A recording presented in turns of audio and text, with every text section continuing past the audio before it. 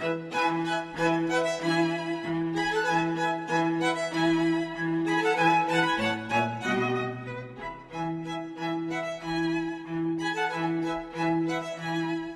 University of Hartford traces its roots back to 3 schools, each with its own rich history.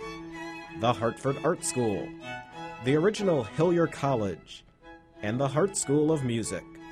Each school, in its own way, served the needs of students in the Hartford community. Students like Louise Lostacco. This is Hillyer College that I attended. It was the YMCA in Hartford on Jewell Street, no longer exists. It had a cafeteria down in the basement that I and 2 of the other students, Rita Goldstein, Pearl Natupsky, and I, every morning would go down to partake of coffee, tea, and skim milk. A group of business leaders decided to merge the 3 schools into a private university with a public purpose on a memorable train ride to New York in 1955. They sat with their newspapers. And then somebody said, as they say in all those Broadway musicals, let's put on a university. By the time they got to New York, they had created the university. The interesting thing, though, is that over the years, I've run into lots of people who were on that train on that day. In fact, probably about an entire railroad car full of people who said, I was in on the founding of the University of Hartford. I was on that train. I remember that conversation. It all became official on February 21st, 1957, when Connecticut Governor Abraham Ribicoff signed the charter merging the 3 schools and establishing the University of Hartford. But there was still plenty of work to be done. After all, the future home of the university was a 150-acre farm. The University of Hartford was a wonderful Danish farm, and I actually have film of my mother milking cows and standing in what is the pond just a little bit away from here with 3 cows in the water. That would be about 1907. So it's an interesting view back into the University of Hartford's history. The university's first chancellor, Vincent Brown Coffin, laid the foundation. The first building opened in 1960. In my sophomore year, 1 building was built here on this campus, so I came to the very first building. I can remember that every single professor I had was extremely qualified and always accessible, and that was probably the most important factor in me getting through college and becoming successful. The Hartford Art School moved to campus in 1963, bringing a unique mix of talent and ideas to the university and the world.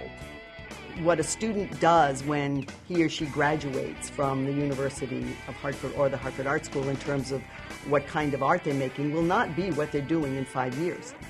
So what they need to graduate with is a sense of themselves, a sense of their ability, and a confidence that they can move and grow. And I think that comes through their education and through their faculty. By the time Coffin retired in 1967, a university had risen from the farmland. But there were new challenges on the horizon, and a new leader emerged to meet them. Archibald Woodruff guided the university through the tumultuous years of the Vietnam War with grace and humor. The president of student government at the time of the event challenged Dr. Woodruff to do a duel.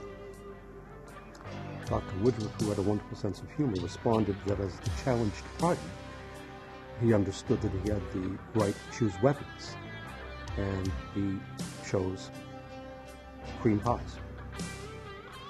So a date was set, and the participants gathered on the lawn outside of Gengras Student Union. At the appointed signal, they began throwing pies. First few missed, but then a few landed right on the mark, including hitting Dr. Woodruff in the face, and I think he got the better of the duel. The university continued to grow under Woodruff's leadership. The first residence halls were built on campus. Engineering and technology programs gained strength.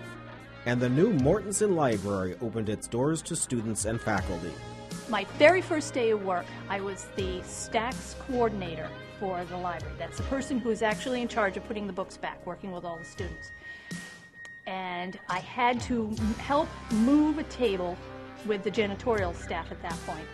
And we hit into this portrait of William H. Mortensen, and the portrait comes down off the wall. It's Cornelius Spike, who was the housekeeper. He caught it. And I'm looking at this portrait coming down thinking, I just started. I'm going to lose my job immediately. I'm not even staying for lunch. Woodruff retired in 1976. His successor, Stephen Joel Trachtenberg, accelerated the university's growth and raised its profile. Hundreds of students moved to campus in the village apartments.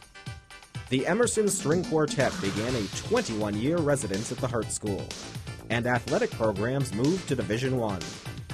My fondest memory of the University of Hartford is when the university went to Division I athletics.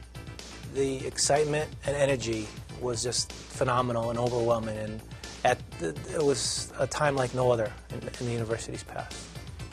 Trachtenberg left in 1989 to become president of the George Washington University.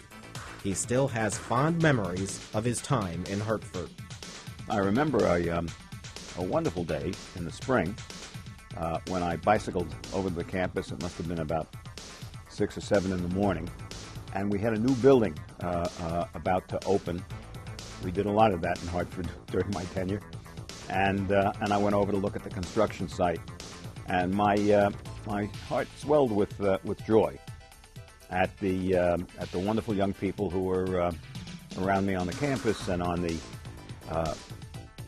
quite beautiful campus that the University of Hartford is blessed with, and by this statement in bricks and mortar, this statement of support of the university by the greater Hartford community.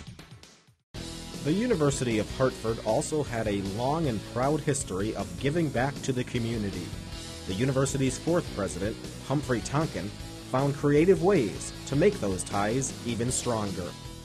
I created the Hartford Scholars Program, not single-handedly, of course, but in collaboration with a lot of other people, as we thought through the question of what we could do most immediately for the city of Hartford.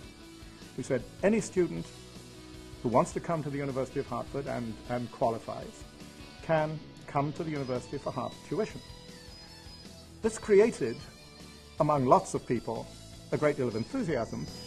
The university continued to raise the quality of its academic programs under Tonkin's leadership, and outstanding faculty is still one of the university's great strengths today. The most refreshing thing that I do when I really get tired and get bogged down by paperwork and bureaucracy and all of that is I just pick a classroom with somebody that I know and go and sit in the back row and watch them teach, and it lifts me up every time because that's who we are, that's what we do, and we do it really, really well. Walter Harrison became the 5th president of the University of Hartford in 1998. Under his energetic leadership, the university has experienced renewed vitality and growth. Applications have skyrocketed, and admission today is more selective than at any time in the school's history. I know that at the beginning of every semester, I can look forward to meeting someone new who's going to touch me in an astounding way. I'm going to meet someone fantastic this semester. I'm going to meet someone fantastic the next semester. I'm going to be singing their praises.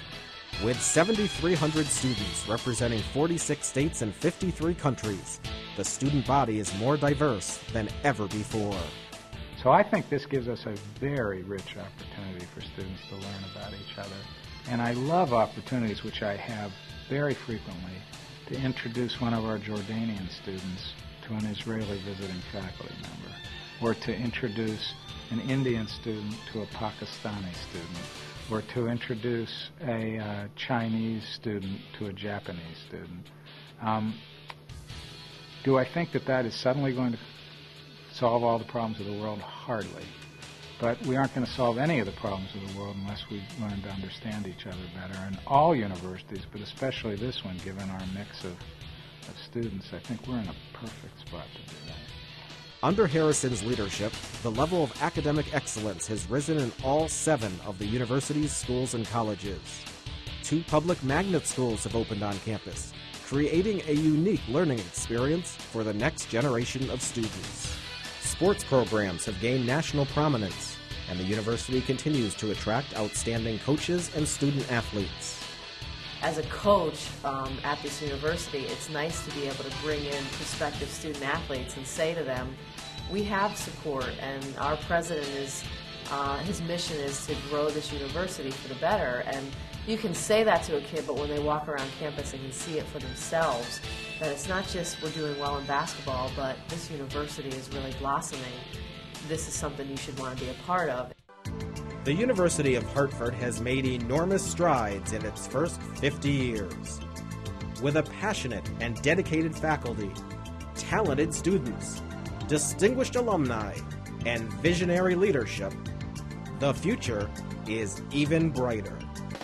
Happy 50th anniversary, University of Hartford. Go Hawks!